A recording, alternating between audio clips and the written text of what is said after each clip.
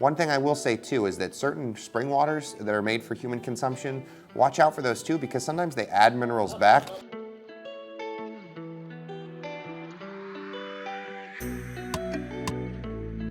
Hola, espectadores leales. Mi nombre es Collin.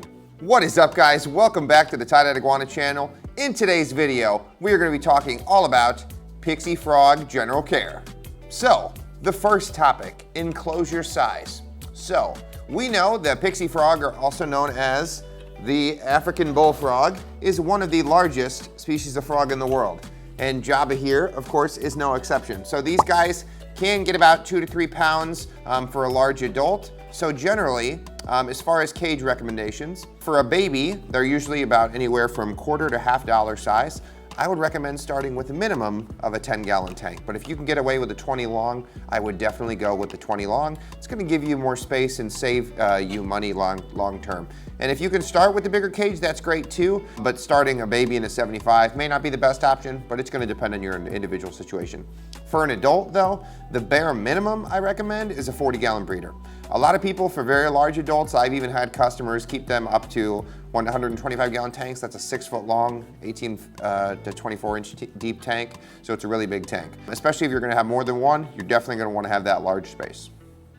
So, general requirements for these frogs. So we know in general that Pixie frogs are carnivore-insectivores. So they're gonna eat a variety of different protein-rich foods. When they're smaller, of course, we've done a video on this called Pixie Frog Diet, but of course we know they're gonna be primarily relying on more insect protein, so that's usually gonna include things like different sized crickets, small to medium sized roaches, hornworms, waxworms, superworms, things like that, smaller items. Some people, when they get to be larger, they'll mix in other varieties of foods. So they'll do like occasionally, and I mean very occasionally, we only recommend doing this occasionally, but small rodents and things like that can also be like tongue fed to an adult. I definitely don't recommend feeding rodents that have like much hair on them. So basically that usually means like, you know, a fuzzy rat or smaller. I don't like the idea of feeding them like adult mice or anything like that, but we touch a lot more on that in the diet video. But in general care, keep in mind they're mostly insectivores, so the diet should comprise mainly of insect protein. Other foods can be fed supplementally. We talk about that more specifically in the diet video. As far as temperatures go, these guys come from very hot, dry regions of Africa, so they have what they call a rainy and a dry season, so you do end up having both ends of the extreme. However, in the wild, these guys are generally most active during the wet season, of course. That's when the active feeding and breeding is occurring. We know that in the wild, these guys, of course, are definitely less active during the dry season. So these guys will go into what's called a brumation period. Oftentimes, they can spend 8 to 10 months of the year buried underground, basically in an inactive, low metabolic rate type of zone. So they're not gonna be doing much for a majority of the year. However, when temperatures warm up, things like that, generally they're gonna dig out and emerge, especially when those heavy seasonal rains come. That's when a lot of their feeding and breeding activity goes. So in captivity, of course, we're wanting to replicate the most active time of the year for them. So for most of us, that means generally you're gonna wanna have a humidity range anywhere from probably, I would keep it anywhere from 55 to 70%. You can definitely have elevated periods of increased humidity, especially if you want to do like a synthetic rain system or things like that. That is a little bit more advanced. You can have those periods of elevated humidity, but keep in mind you do like to have a little bit of a dry out in between, especially in the sense of basically preventing any sort of like bacterial fungal growth. Having a little bit of a dry out or a decrease in humidity is beneficial. The other thing is we do like good humidity, but also air circulation is very important. So we do want to have that humidity, but we also don't want the air to be stagnant. So in most enclosures, I recommend you're probably going to end up covering about 50% of the top of the enclosure, depending on the material. She's burying in the plastic bin there.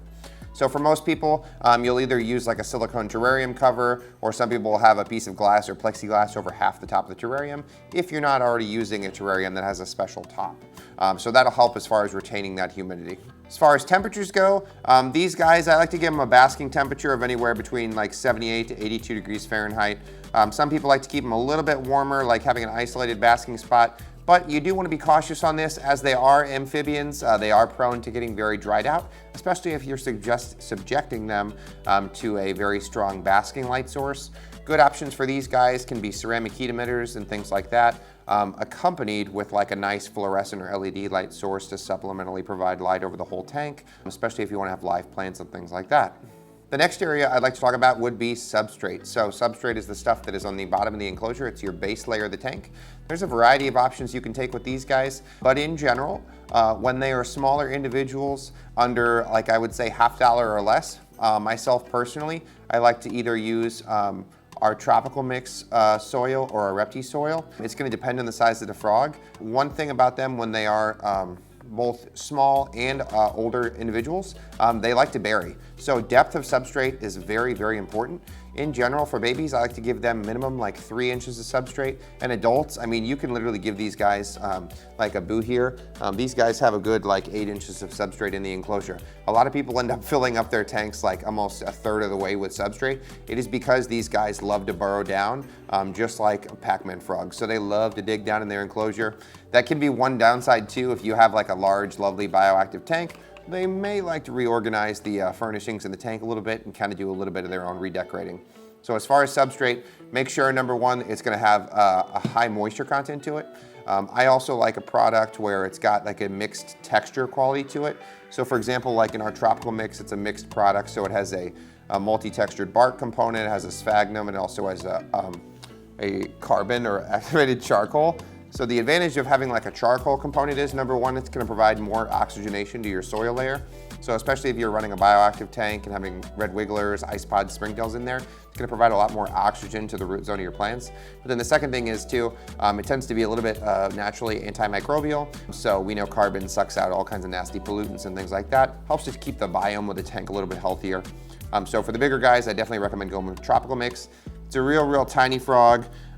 You know, some people will go with Repti soil. One thing I generally want you guys to watch out for though is be cautious mixing substrates that have a lot of sand. With amphibians especially, sand can be kind of abrasive on their very soft skin. So you want to go with a substrate. The number one is not overly acidic, but then also it doesn't have like a really high sand or silica content. That can be a red flag to look out for. So Repti soil is okay. Tropical mix is my preferred. Yeah.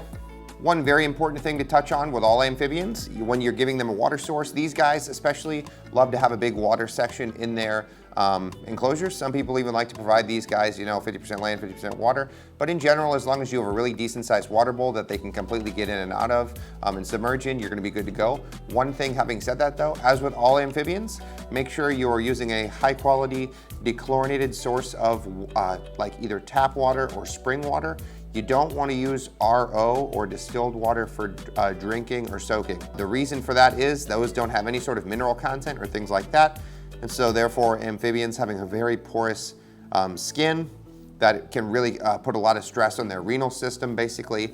As they're absorbing so much water in the system, the kidneys really just can't handle it. So make sure you're either using a product like our Repti Safe to dechlorinate your tap water, or you're using a very high quality spring water. One thing I will say too is that certain spring waters that are made for human consumption, watch out for those too, because sometimes they add minerals back that are mostly designed for human flavor. They're not really designed for animal comfort in mind. So be aware of that. You just want some basic spring water and that's gonna be generally fine for you. So I wouldn't give it Evian or anything like that, simply because those usually have minerals and stuff back added for taste. Here's gonna be your rundown of your general daily care for these guys. So in general, we only feed about 3 to 4 times a week. More on that specifically in our Pixie Frog feeding video. But in general, I probably feed Monday, Wednesday, Friday. The other days of the week, I'm probably changing out the water bowl once per day. These guys love to make mud messes out of their water bowl, jumping in and out all day. So I change out the water once per day. Depending on what my ambient humidity is in the tank, I'll generally, I might do a spray depending on if the plants need it. It also depends on how much moisture is existing in your substrate. So always double check with your hygrometer to see where your ambient humidity is at. If you're already humid in there, there's no need to keep blasting it with water. You're gonna run into those issues if you keep overspraying. The other thing would be just keeping up with maintenance. Of course, these guys eat a lot, so they do require frequent spot cleaning, and the poop's pretty easy to see. So just manually remove that as much as you can. Any little leftover tidbits and things like that, the springtails and ice pods will usually knock out. But just keeping up with spot cleaning, because these guys, of course, do eat a lot. If you have any questions about Pixie Frog care, be sure to drop in store or message us online. Have a great day.